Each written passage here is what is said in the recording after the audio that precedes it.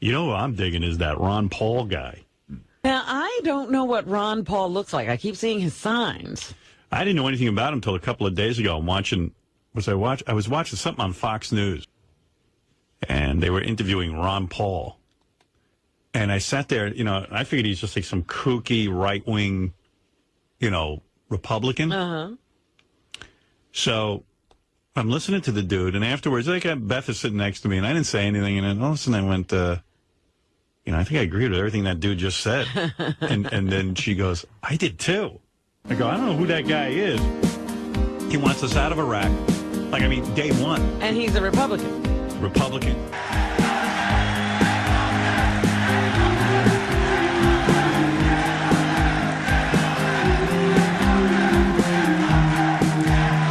These are the core issues that are laying the American people with debt.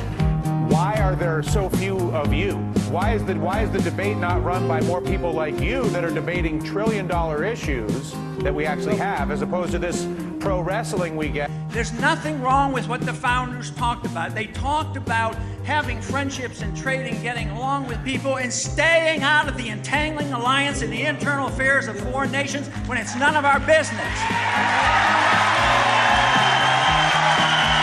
Our strategy for battling terrorism can't be that you overthrow governments and then make the United States military commit 150,000 troops to those lands until they can somehow stabilize the governments. And why did Fox News not treat Ron Paul better when he's been talking about this stuff for the past 8 years? Look, 10 years. I think we'd be better off if we had freedom and not government control of our lives, our personal lives, and our and policing the world. And we're on the verge of runaway inflation because there's too much acceptance of big government. Have we brought any troops home? Are we less involved in Iraq? Will that war ever end? Or are we really going in the opposite direction? I think we should be talking with people, and they say, no, you're enemies. Yeah, like I'd be trading with Cuba. Everyone else wants to trade with Cuba. Why shouldn't we have open trade? I always think that people who aren't willing to talk are insecure. We lack confidence if we can't talk to people. And we are strong enough. Nobody's going to attack us militarily.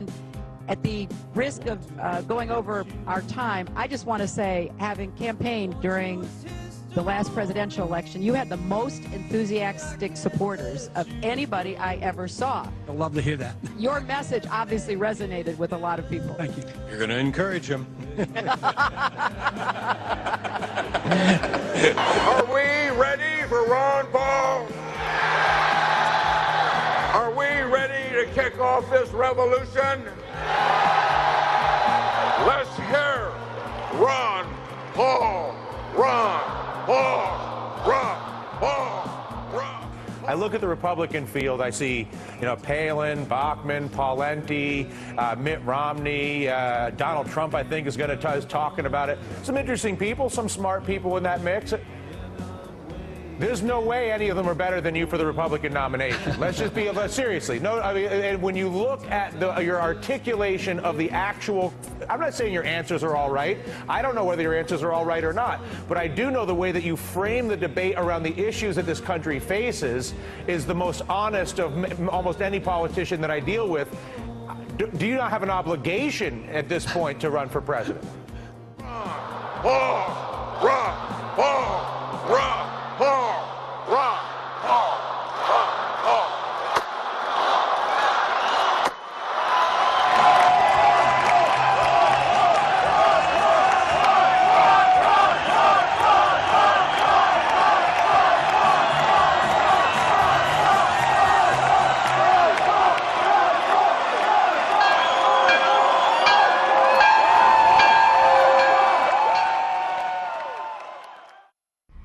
We're back. Libertarian Congressman Ron Paul of Texas has spent decades espousing his views, and once again, he'll do so on the national stage.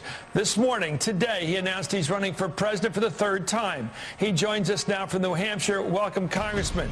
Thank you, Chris. Well, Ronald Reagan ran 3 times. Maybe this will be the one for you. But once again this year, Republican Congressman Ron Paul of Texas won the CPAC presidential straw poll. Once again this year, Mr. Paul delivered a stirring, rousing, optimistic message about liberty. The simple question is, can Barack Obama be defeated? Over the first 2 years of my presidency, we had a complete disaster. I mean, if you look at Obama's voting record, I mean, he has voted to, you know, not to end the war. He has voted to finance the war. He wants to send more troops in Afghanistan. He wants to broaden the military. His biggest vulnerability will be the economy and high prices. He hasn't dealt with that because he doesn't understand the business cycle. My theory is that people vote from their bellies because it's whether they're hungry or not or have jobs and need things. Way, but they won't laugh as much as they did last time. They won't. Last time they'd laugh and they'd scorn my foreign policy and they'd laugh at my monetary policy. They won't laugh any longer. And we're in big trouble. Prices are going up. Unemployment is continuing to go up. And we have not had the necessary correction for the financial bubble created by our Federal Reserve System. And until you allow the correction and the liquidation of debt, you can't have growth. Mr. Kane. Who's the leading candidate for the Republicans for 2012? I don't know. Has the New York Times picked him for us yet? I don't know. I keep hearing the last one. Yeah, I don't know. I didn't see the Times. No thoughts? Today. No thoughts? I think Ron Paul. Just remember, the Soviet system did not collapse because we had to fight them.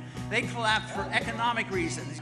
So it makes no sense for us to think that we can keep troops in 135 countries, 900 bases, and think we can do it forever. On these kind of issues, spending and debt, are you different than the rest of the field? A lot of people who watched me 4 years ago said, boy, it sounded good what you were saying, so I went and checked your record, and they'd say, their eyes would get open and say, you actually voted that way. You don't see anybody else who has that kind of a record right now. I like mandates. The mandates work. Beg your pardon? Here we, I didn't know you were going to admit that. Oh, absolutely. You like mandates. Let me tell you what kind of mandates I like, Fred, which is this. If the ones you come up with. I think there's something that has to do with credibility, and they know that I'm leveling with them, and I've done it all along, and I've expressed these concerns for 20, 30 years. Let me ask you about a couple. He's being treated differently, and frankly by me as well as a lot of other people this time. I think he was seen as kind of a fringe candidate 4 years ago, but he's a real player in the GOP race this time. He hasn't changed his views, but the Republican Party has with the role of the Tea Party. And obviously, Ron Paul, very tough on government spending, wants to dramatically slash the size and scope of the government, constitutional principles. So, you know, he's a real player in this race now. I say this with amazement, but it's becoming more and more clear that we live in the age of Ron Paul, Judge. I mean, you stop and think about it. Who's the father of the Tea Party? It's Ron Paul. I mean, Ron Paul's the guy who began the conversation about debt, deficit, high taxes, government intrusion. I have proposals that are different. As much as I'm opposed to all the spending, I'd cut across the board. I have to. But I said, if you want to do it on purposely and deliberate fashion, have priorities. And my priorities, you cut off all foreign welfare and foreign militarism and corporate welfare before you go after child health care. Right. Who would bring home troops from Afghanistan, Libya, and Pakistan? Yeah, all of them? Because I believe in a strong national defense, and I think that hurts our defense. But you Afghanistan, Pakistan, Libya.